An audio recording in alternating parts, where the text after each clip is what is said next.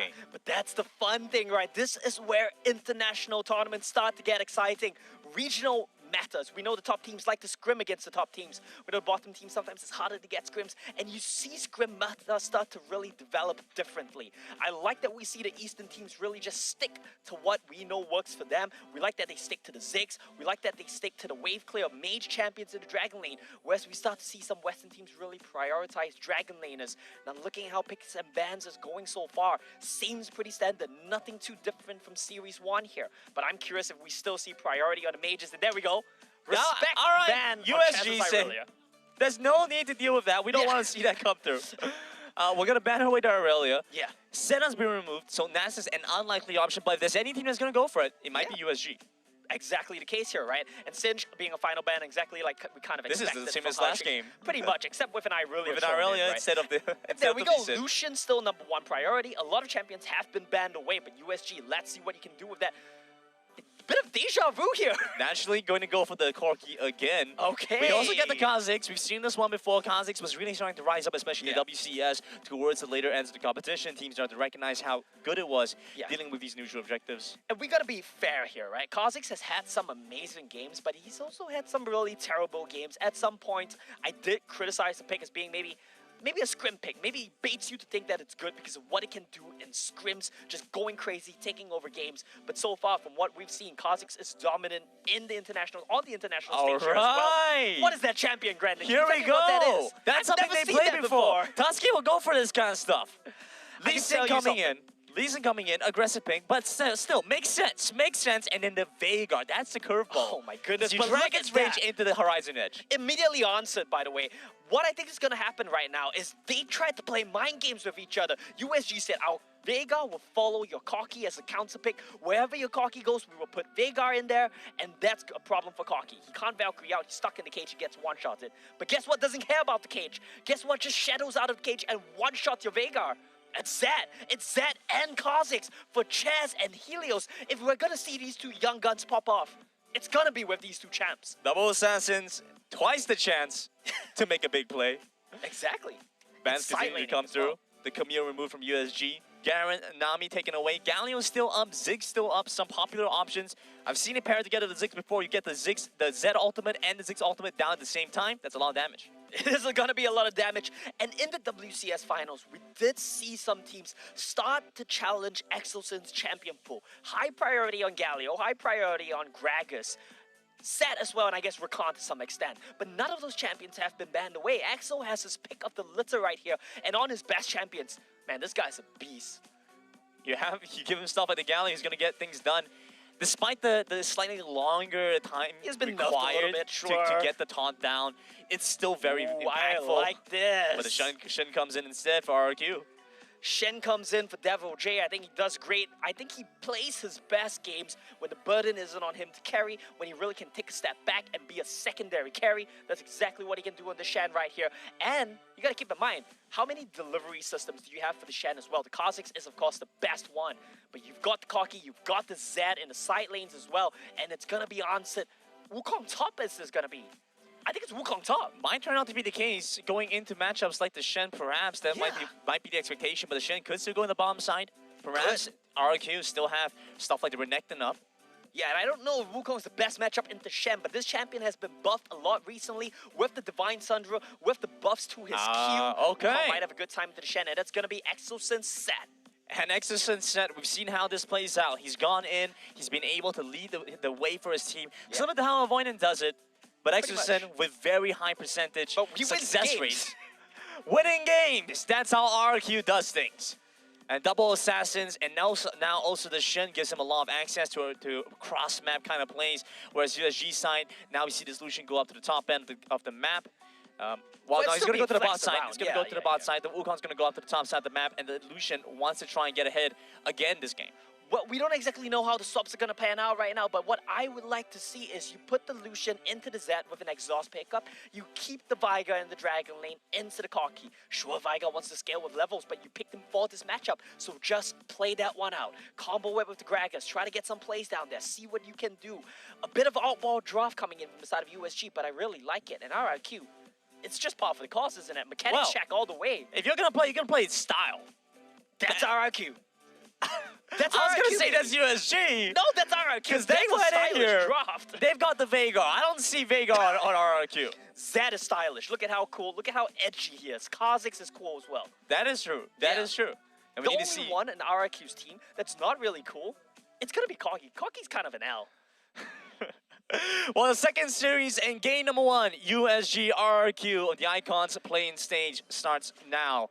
USG, we will see that Veigar go into the bottom end, like you mentioned, that Lucian bring the exhaust up against Helios. A little bit of safety there at least. Yeah.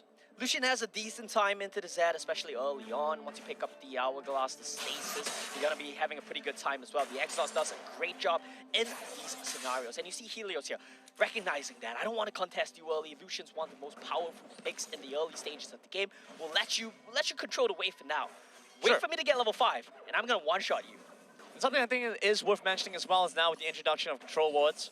Yes, slightly different ways to approach the game. Yeah, and we've been seeing a lot of teams really just go for the control ward, put that one down early, try to spot out early jungle pathing. I think that's great adaptation here. We don't really see the power of control wards in the later stages. I think Scanner sweeping lands is going to be very strong there still, but control ward as a tool to just spot out early jungle movements, Scuttlecraft plays, roam plays some supports, going to be very effective. A different position here for Tatsuki though. Now he's going to have that aggressive matchup going up against Helios. The fact that he is that range into a melee matchup makes it slightly easier to deal with the Zed for now.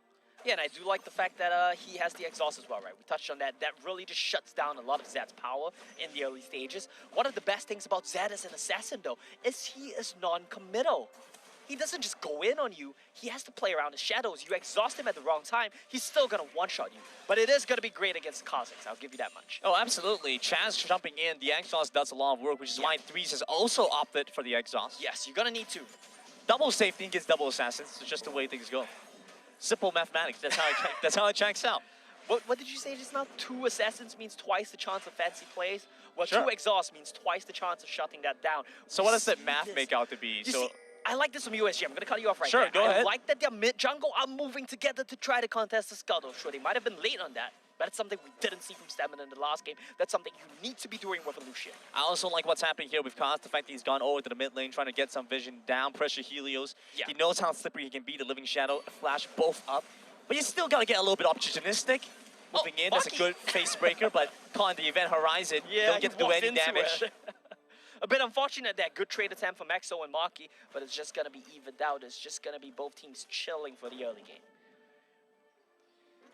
So how does this math work out? Oh my god, So you change the topic. you had an assassin, he does 100%. Okay. You double that, it's 200%. Yes. And then you have that again, so it's just 100%. I don't understand the question here. I'll have you know that I barely passed math throughout my entire schooling life. I'm like a very proud 51% math student. Good enough? Good enough. Good enough? You know what they say, right? These get degrees, granted. if you get... Maybe I shouldn't be... Kids at home, please don't listen to me. Go to school. Study hard. 51% win rate, you'll get Challenger at some point, right? Yeah. 51% win rate. Play a million games. Well, RRQ is not to see now Chaz making his first really proactive move of the game, making his way down to the bot side. Exosen is going to come in.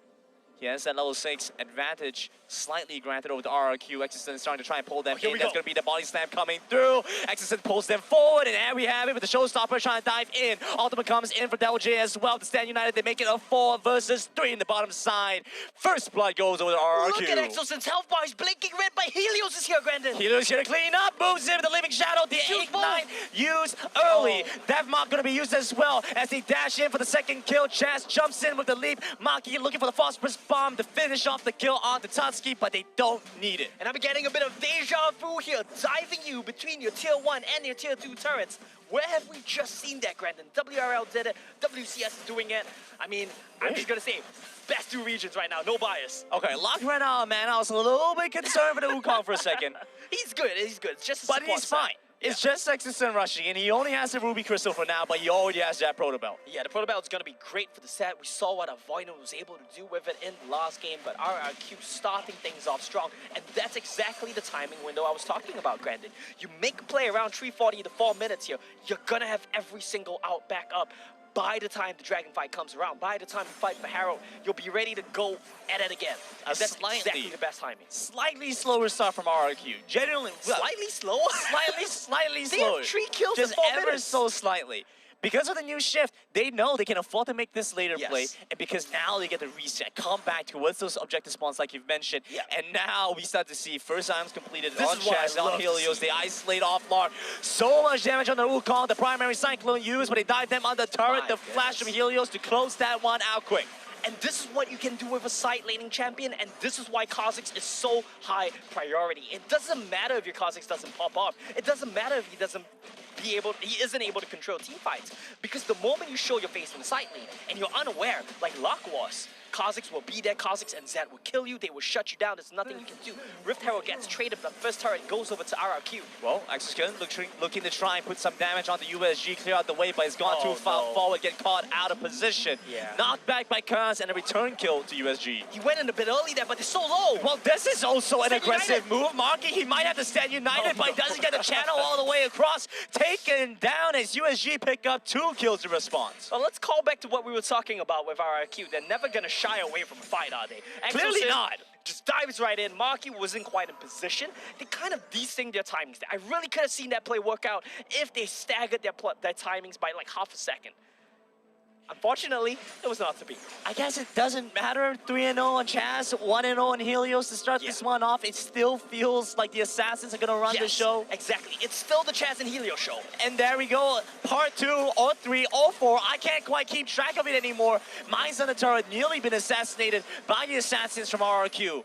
Zoned away by Kazdo. And they're playing this so well. It doesn't matter if we don't kill you, if we are too low to take a team fight against us. That's exactly what RRQ are doing. I'm sure they would have loved to get that kill, but once again, it staggers Mai's timing. He has to recall, he has to Rift Herald, can't quite find a place to put it down right now. And RRQ, they're still in a very controlled game state. 2,000 gold lead here. It's going to be on Lark, as well as Mai, to try and pressure Devil J, maybe try and pick up the turret here. The top side did not go down, so it's still RRQ first turret. And I want to touch on the team comps right now while we have a bit of a lull in the game here. USG, their team comp is actually going to win team fights, Grant. They have a fantastic 5v5 setup. They've got the Cyclone. They've got Viga, who is just such a broken team fighter if he gets to scale. But RRQ, the name of the game for them is going to be split pushing. It's going to be side laning. It's going to be how can we drag you around the map so that we don't even take a team fight against you. And that's how they do it. Well, Locksmith getting caught out here. Devil J brings Exorcist and the rest of the crew down to the bottom side to try and finish off the first pick up. Devil J still alive, picks up the Shroud, picks up the shield, is still alive. Exorcist starts to flash away. Marky caught by the river by himself. Chaz left alone, but he goes to the void. Is out invisible and cannot be killed. Walks back to safety. Do you know why he survived that? Do you know why the Void Assault got him out? Because he evolved it, because it gave him that extra bit of time in the stealth, because it gave him 3 charges of the stealth. He manages to just run away. And that's how you get things done. I think that's a very good adaptation. I'm going to point that out to you here, Grandin. I think it's fantastic against the Viger especially. It's going to be so hard for you to pop off with the leaps. So you just get more sneaky. And the best part of Kha'Zix with the Void Assault Evolve is you get to set up for Shen so amazingly well. That extra second on your Void Assault, you just run into the backline with Shen riding in on you. It's so disruptive. A 3,000 goal lead now here for RRQ. You start to see the pressure out from the side lane like you've mentioned. Def Mock pop up towards the top. And Stan United flashing in, the culling used to try and isolate and take him down. But he's left Devil J to his own devices under the enemy turret. Mike comes in, closes out a return kill back on the Devil J. He killed him with the Proto Belt. Devil J got abandoned, but the backup was there. And either way, things are going to get done as Chaz looks to try to assassinate a kill. Maki here to close the job. One of the best parts about playing Viga against champions with dashes, against champions with leaps, is what happens to their animation. Chaz tried to jump out, and the animation just stopped a bit way. Well, Rift Herald, Shelly a bit sad there. She doesn't get to do a job. Second one actually going to come up. Her successor. She lost her job, and now she's Have replaced. you ever seen 2 Rift Heralds on the map at the same time? Is that a possibility? Yeah. I think it is, right? Yeah, it should be. Yeah, because if you drop Shelly in base right now, walked long enough, yeah, you could. You probably could. I think you genuinely could have 2 Rift Heralds on the map at once. I'm pretty sure I've seen it. I want to see 2 Rift Heralds. I've never seen it, Kendon. And I played like 5 million games. That's insane. I guess I need to go replicate that somehow now. You just have to play more games then. I right. don't know what to tell you. Rookie numbers, we need to pump that up. I'm not sure if you have a 51% win rate on those 5 million games. My win rate's actually kind of cracked, Brandon, but let's not get into that. Let's get into RRQ's win rate because it's looking good for them. Setting up a game for this Riptide. They gave it over to USG last time around, but now taking it for themselves. You can see how lacking the vision is for USG, so it's difficult for them to try and engage. Chaz has been spotted out. He's going into the assault. Cannot be seen here, but the Veigar coming in. A beautiful face breaker knockback here by the package. Marky, make sure you have it. Given over to USG. RRQ takes down the 3, and you have Devil J off by the side. He has to flash away, but look at the combos. Hey, Grandin, this is definitely a closer game than the JDG series, but RRQ, they are styling on them. It's still the way it needs to be done. They managed to take out Lark mid-ultimate and fall down on the USG side. Pasky lives, but the Rift Herald charges into the mid lane as well. And this is my favorite thing about RRQ. When they team fight, they look so good. Did you see how they hit USG from multiple angles at once, just funneling them into the choke, diving in on them. Veigar Cage cannot save you from that. 7-0 and 1 for Chess, 1-0 and 7 for Helios. They're just controlling the game right now. Marky as well has been doing a tremendous job on a pick, which is supposed to scale. Look at the damage that Helios did. It's what we would expect from Helios. Yeah, that's... you know what? I shouldn't be excited. It's what we expect from Helios. He's done more. Yeah, he's playing it safe here. He's still feeling out his opponent. That is true. Keep in mind, JDG in Game 1 last series, they played much slower. And this is the combo we talked about. They're looking to try to get the ball assault down, and a beautiful taunt at almost max range. Exerson intercept Totsky on his way out. The face breaker to pull in Kaz as well. It wasn't the perfect combo. They kind of messed up the timings a little bit. You could see Chaz like a little bit, You're like not the supposed edge to of see the him animation. At all, but still, really good stuff coming in from RRQ that make the combos work. One of the champions has a quote. It's like the unseen something's the deadliest. That's Zed, Grandin. Oh, it is the unseen blade is the deadliest. The unseen blade is the deadliest. It would have been more appropriate for Kha'Zix, right? I don't know why Zed says it. I guess because he stabs you in the back. Well, I mean, the shadows, so like when you're over the wall and something along those lines. Now I want to see that combo happen with the Zed and the Shen, and then they just appear out of nowhere. Well, I don't think you have to wait very long for that. Look at where Helios is right now. He is just camping in the jungle if anyone shows up. I think even with an exhaust, he's going to be able to pop anyone right now. Well, I'm going to call it pretty soon. 7-0 and 2 Chaz. Uh-oh. Really reaching that point. Of course, Helios gets to do his thing against Sasuke as well. Well, but that's completely fine, right? That's something you're completely happy with because the cooldown on your ultimate is so much shorter than the cooldown of the exhaust. You're just going to be able to do that again if you find the timing window for it. And there's not much for Dusky to get done right now. Yeah, there's nothing. He's just going to have to go back to base. He's going to have to reset. The wave's going to crash into the turret. Well, it is what it is, Brandon. It's not a great situation for USG to be in right now, but to their credit, they managed to stabilize at a point in the mid-game. The problem is 25 seconds until Baron spawns. Sure, it's a bit too early for that one, but once the next dragon spawns, then you kind of have to come and fight RRQ. They've already got 2 dragons in their pocket. A third would just make the game so much harder here. USG, they have to come to us, and RRQ, they are exercising patience here. I like that from them.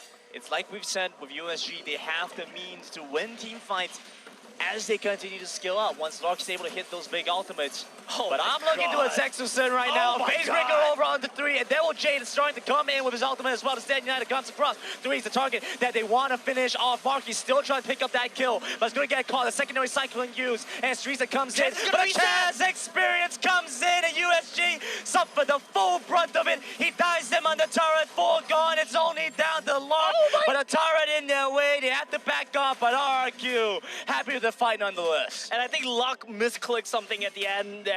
Went into stasis, used his barrier, just trying to get the kills desperately. Look at Devil J. This is the best part right now.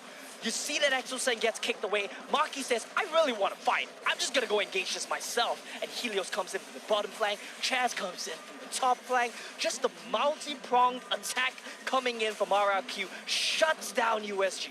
That's a 2-man, that's a double kill of a league, by the way. Yeah. That is the Chaz experience.